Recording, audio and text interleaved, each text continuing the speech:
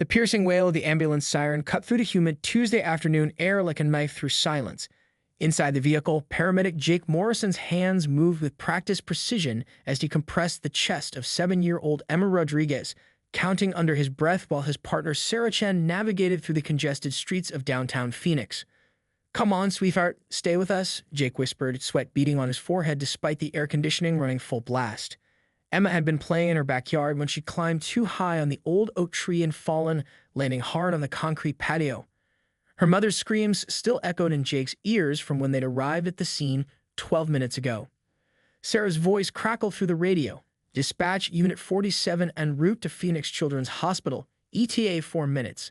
We have a pediatric trauma, possible internal bleeding, vitals dropping." The ambulance lurched slightly as Sarah took a sharp right onto Madison Street, the main arterial leading to the hospital. Traffic was heavy for a Tuesday afternoon, but most drivers were pulling over as they heard the siren approaching, creating a clear path down the center of the road. Most drivers, that is, except for Karen Whitmore.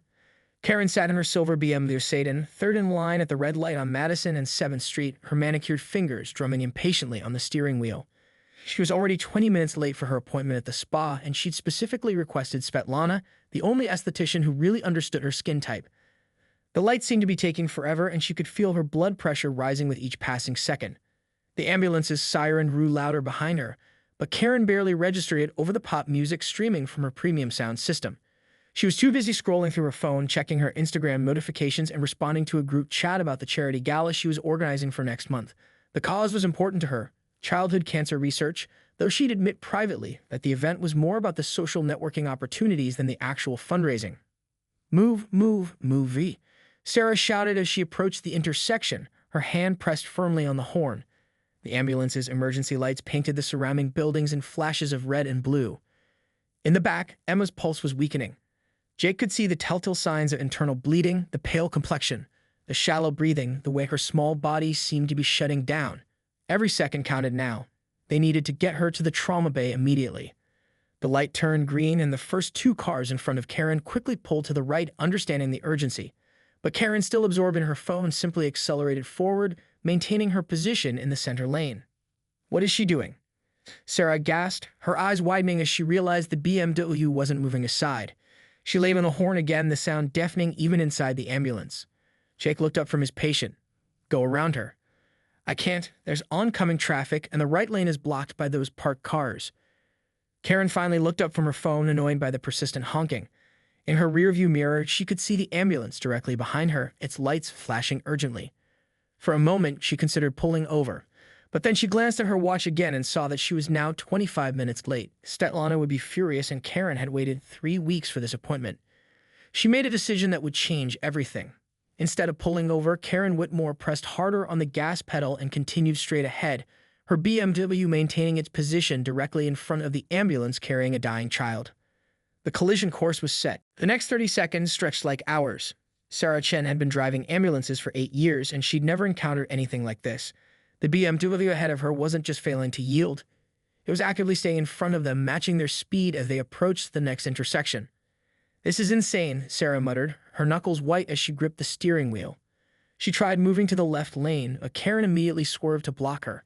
When Sarah attempted to pass on the right, Karen shifted again, her BMW weaving dangerously through traffic while maintaining her position as a barrier. In the back of the ambulance, Jake's voice grew increasingly urgent. "Sarah, I'm losing her. Her blood pressure is dropping fast. We need to get there now." Emma's face had gone from pale to ashen. The 7-year-old's breathing was becoming more labored with each passing moment. Jake had seen this before, and he knew they had maybe 2 minutes before she went into full cardiac arrest. His hands shook slightly as he prepared another IV, praying they could make it to the hospital in time. Sarah grabbed the radio with one hand while steering with the other. "Dispatch, this is Unit 47. We have a vehicle deliberately blocking our emergency response. Silver BMW license plate." She squinted to read the plate. 7 Charlie Delta Mike 4-92. "We need police assistance immediately." Karen, meanwhile, was growing more agitated by the second. The ambulance behind her was being ridiculously dramatic, she thought. Surely whatever they were dealing with couldn't be that urgent. If it was truly life-threatening, they would have helicoptered the patient to the hospital. She had specifically booked this appointment during her lunch break from her job as a marketing executive, and rescheduling would mean waiting another month. The Botox injections she needed before her ex-husband's wedding next weekend simply couldn't wait. When she saw the ambulance try to pass her again, Karen made another snap decision. She reached over and rolled down her window, then stuck her arm out and gave them a dismissive wave as if shooing away an annoying insect. The gesture was caught on the phone camera of Marcus Thompson, a construction worker who was waiting at the bus stop on the corner. Marcus couldn't believe what he was seeing. He'd been watching the bizarre chase unfold for the past minute, and when he saw the woman in the BMW actually wave off an ambulance, his jaw dropped. Without thinking, he started recording, his phone capturing Karen's license plate, her face in the side mirror, and her casual dismissal of the emergency vehicle behind her. "Lady, what's wrong with you?" Marcus shouted, though Karen couldn't hear him through her closed windows and loud music. Sarah tried one more desperate maneuver. She pulled the ambulance as close as possible to the BMW's rear bumper and laid on both the horn and the siren simultaneously. The sound was deafening, loud enough that other drivers 3 blocks away could hear it clearly. Inside her BMW, even Karen couldn't ignore the noise anymore. She glanced in her rearview mirror and for just a moment caught sight of Jake in the back of the ambulance through the rear windows. She could see him working frantically over someone on a stretcher, his movements quick and desperate. A flicker of doubt crossed her mind. Maybe this is actually serious. But then her phone buzzed with a text from Svetlana. "Mrs. Whitmore, if you're not here in 5 minutes, I'll have to give your slot to someone else. Very busy today." That settled it. Karen turned her music up even louder, pressed harder on the accelerator, and continued her deliberate blocking of the ambulance. In her mind, she rationalized that if this was truly an emergency, surely someone would have called ahead to clear the roads entirely. The fact that she was even able to be in this situation proved it wasn't that serious. Behind her, Sarah Chen was running out of options and running out of time. The hospital was still 6 blocks away, and at this rate, with this woman playing games in front of them, Emma Rodriguez might not survive the journey. "Jake," Sarah called back desperately. "How much time do we have?" Jake looked down at the small girl on his gurney, her skin now taking on a blue tinge around her lips. He checked her pulse one more time and felt his heart sink. "Maybe 90 seconds, he said quietly. "Sarah, we need a miracle." The miracle came in the form of Officer Miguel Santos, who had been patrolling just 3 blocks away when dispatch relayed Sarah's call. Santos had heard some bizarre stories in his 15 years on the force, but a civilian deliberately blocking an ambulance was a new one. He spotted the chase immediately, the silver BMW weaving erratically to stay in front of the emergency vehicle, creating a dangerous situation for everyone on the road. Santos flipped on his lights and siren, quickly closing the distance between his patrol car and the BMW. But Karen, now completely absorbed in her self-righteous mission to maintain her position, didn't even notice the police car approaching from behind. In the ambulance, Emma Rodriguez flatlined. The steady beep of the heart monitor became a long, devastating tone that filled the vehicle. Jake's training kicked in immediately as he began CPR compressions on the small chest, counting out loud while Sarah continued the desperate pursuit of the BMW. 1, 2, 3, 4. Jake's voice was steady despite the chaos around him. He'd been in this situation before, but never with a child this young and never while being deliberately blocked by someone who could have prevented it. Karen, meanwhile, was actually starting to enjoy the attention. In her rearview mirror, she could see not just the ambulance, but now a police car as well. She felt a twisted sense of importance, like she was the star of her own dramatic movie. Several other drivers had their phones out, clearly recording the spectacle, and Karen found herself unconsciously checking her appearance in the mirror. Officer Santos tried to get around the BMW to clear a path, but Karen interpreted this as another attempt to cut in line. She swerved left to block the police car just as she had blocked the ambulance, creating an even more dangerous situation. That's when Sarah Chen made a decision that would haunt her for months afterward. With Emma's life hanging by a thread and no other options left, she did something she'd never done in 8 years of emergency driving. She rammed the back of Karen's BMW with the ambulance. The impact wasn't hard enough to cause serious injury, but it was enough to send Karen's car lurching forward and slightly to the right, finally creating the gap that Officer Santos needed. Santos immediately accelerated past both vehicles and began clearing traffic ahead, his sirens and lights creating the path that should have existed from the beginning. Karen felt the bump from behind, and her carefully maintained composure finally cracked. She slammed on her brakes and jumped out of her car right in the middle of Madison Street, her face red with fury. "What is wrong with you people?" she screamed at the ambulance as it passed her. "I have somewhere important to be. This is assault. I'm calling my lawyer." Sarah didn't stop. She couldn't stop. In the back of the ambulance, Jake was fighting for Emma's life with everything he had. He managed to get a faint pulse back, but the little girl's vitals were still critically unstable. As the ambulance finally raced past Karen's abandoned BMW, Marcus Thompson's video captured the moment that would make Karen Whitmore infamous across the country. She stood in the middle of the street, designer heels planted firmly on the asphalt, shaking her fist at the departing ambulance, while screaming about her rights and her lawyer. But the most damning moment came when a bystander shouted, "Lady, there's a dying kid in that ambulance." Karen's response, captured in crystal clear audio on multiple phones, was, "Well, that's not my problem. I had an appointment." The words hummed in the air like a curse. Even Karen seemed to realize a split second too late how they sounded. But by then, it was too late to take them back. Marcus Thompson stopped recording and immediately began uploading the video to every social media platform he could think of. Within minutes, other witnesses were doing the same. The hashtag ambulance Karen began trending before Karen had even realized what she'd done. Meanwhile, the ambulance screeched into the emergency bay of Phoenix Children's Hospital. Jake continued CPR as they wheeled Emma into the trauma bay, where Dr. Lisa Patel and her team were waiting. They'd been alerted about the delay and had prepared for the worst. "What's the story?" Dr. Patel asked as they transferred Emma to the hospital gurney. 7-year-old female. Fell from a tree, possible internal bleeding and head trauma, Jake reported, his voice professional despite the emotional toll.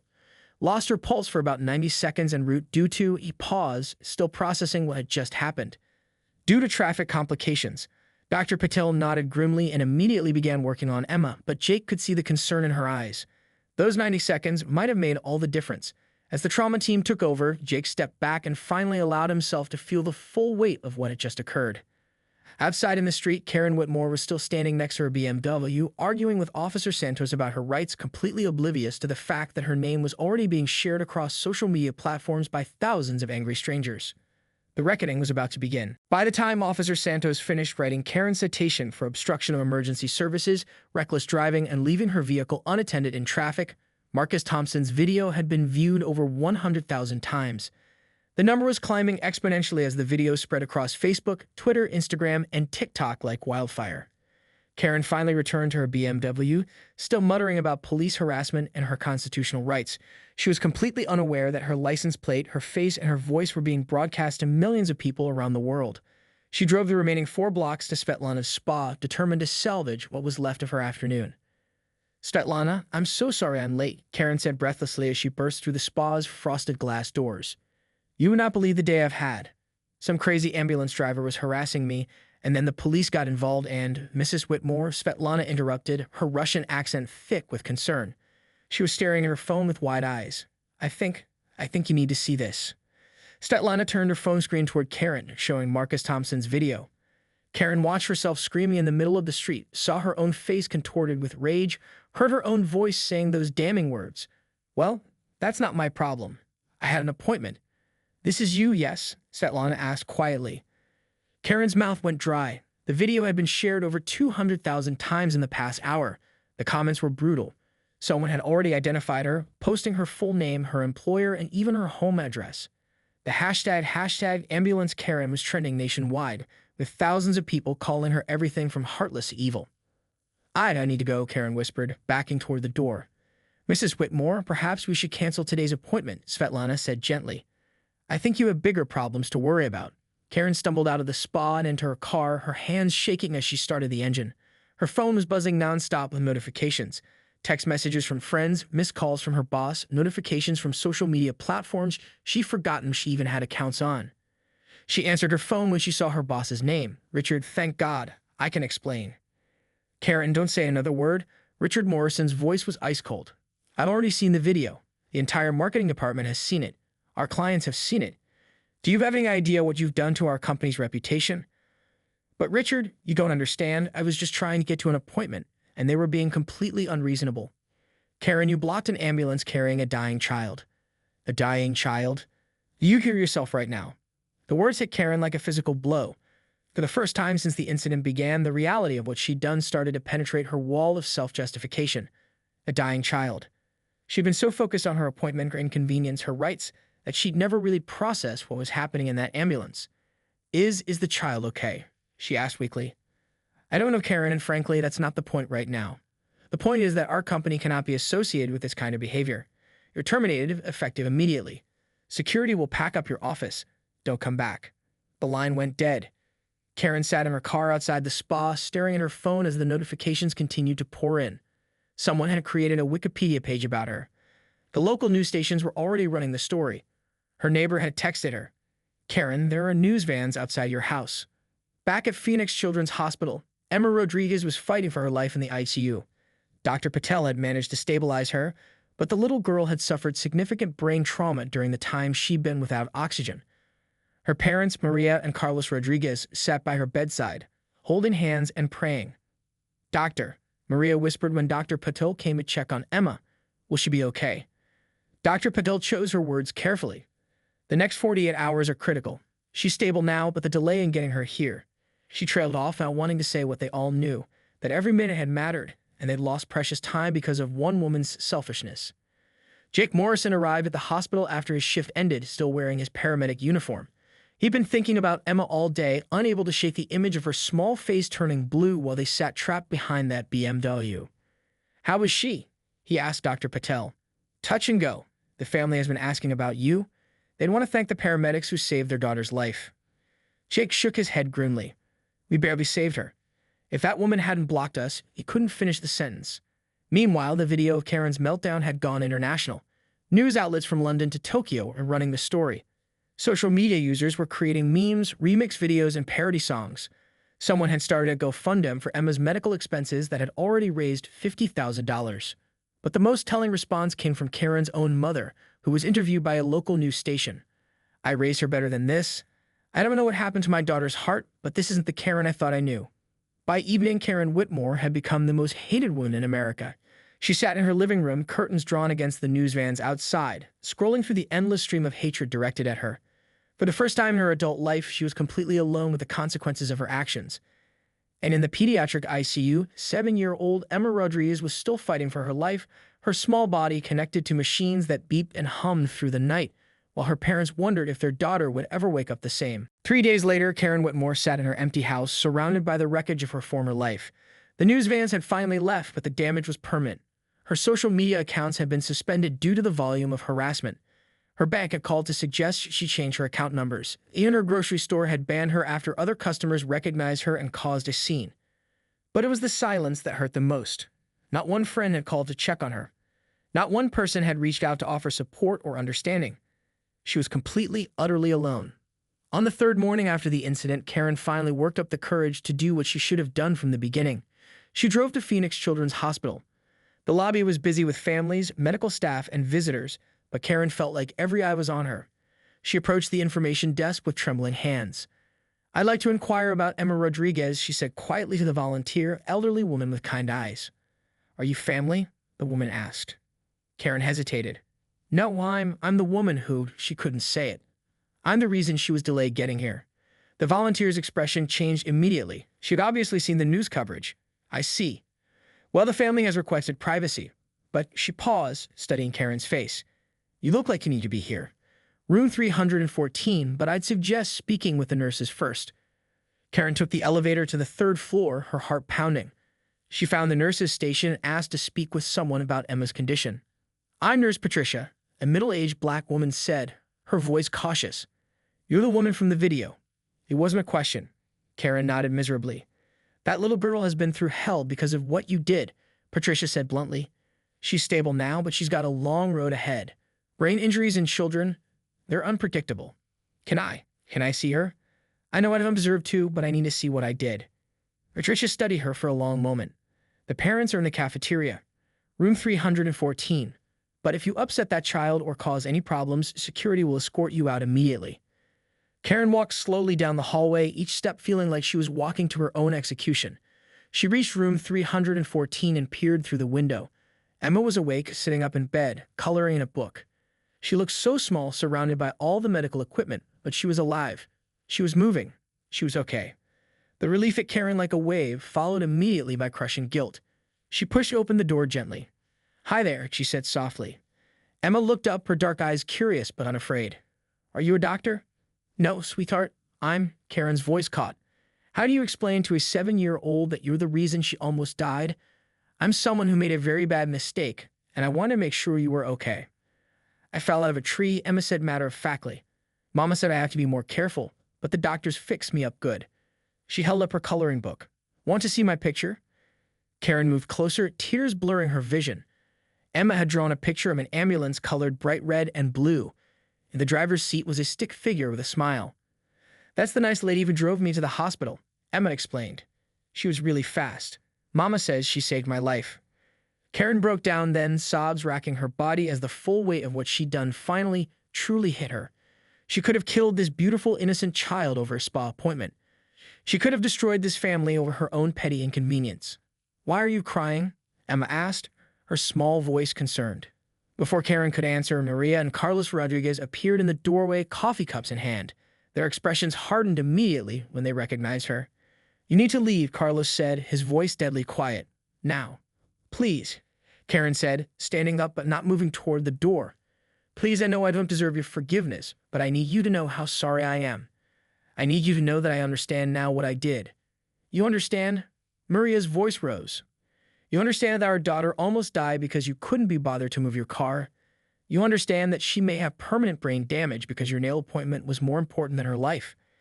"It wasn't nails," Karen said quietly. "It was Botox for my ex-husband's wedding." The words sounded even more pathetic spoken aloud. "And yes, I understand. I understand that I'm a terrible person who cared more about my own vanity than a child's life. I understand that I don't deserve your forgiveness or anyone else's." Carlos stepped forward, his hands clenched into fists. For a moment, Karen thought he might hit her, and she wouldn't have blamed him. But Emma's small voice cut through the tension. "Daddy, don't be mad." She said she's sorry. The adults all looked at the little girl, who was still coloring peacefully in her hospital bed, completely unaware of the gravity of the situation. "Emma, baby, you don't understand," Maria said gently. "I understand she's sorry," Emma said simply. "And I'm okay now. The doctors fixed me." Karen pulled out her checkbook with shaking hands. "I know money can't fix what I did, but I want to pay for her medical bills. All of them. And I want to donate to the hospital." And two, she was babbling now, desperate to do something, anything, to make amends. "We don't want your money," Carlos said firmly. "Then what can I do?" Karen asked desperately. "Please tell me what I can do to make this right." Maria and Carlos exchanged a look. Finally, Maria spoke. "You can make sure this never happens to another child. You can use your notoriety to teach people why they should never, ever block an ambulance." 6 months later, Karen Whitmore stood in front of a high school auditorium full of teenagers telling her story. She partnered with the local emergency services department to create a program about emergency vehicle right-of-way. She'd spoken at dozens of schools, community centers, and safety seminars. She also volunteered over 500 hours at Phoenix Children's Hospital, reading to patients, helping families navigate the system, and working in the gift shop. She'd never spoken to Emma again. The Rodriguez family had requested she maintain her distance, but she followed the little girl's recovery from afar. Emma had made a full recovery with no lasting effects from her injuries. Karen had lost her old life completely, her job, her friends, her social status. But she found something she'd never had before: purpose. The woman who had once cared only about her own convenience now spent her days trying to prevent others from making the same mistake. "I want you to remember," she told the teenagers, "that when you see those flashing lights and hear those sirens, there's a real person in that ambulance, a real family, a real life hanging in the balance, and your few seconds of inconvenience could mean the difference between that person living or dying." After her presentation, a student raised her hand. "Do you think you're forgiven now?" Karen considered the question carefully. "I don't think I'll ever be forgiven by everyone, and don't think I should be. But I hope that by spending the rest of my life trying to prevent this from happening to other families, maybe I can earn some small measure of redemption. Not forgiveness, I don't deserve that, but the chance to make sure no other child goes through what Emma Rodriguez went through because of my selfishness." As she packed up her materials and prepared to drive to her next speaking engagement, Karen thought about the woman she used to be, the one who had blocked an ambulance carrying a dying child because she was late for a cosmetic procedure. That woman felt like a stranger now, someone from another lifetime. The road to redemption was long, and Karen knew she'd be walking it for the rest of her life. But for the first time since that terrible day on Madison Street, she felt like she was moving in the right direction. And somewhere across town, 7-year-old Emma Rodriguez was climbing trees again, more carefully this time, while her parents watched nervously from below, grateful beyond measure that they still had their daughter to worry about.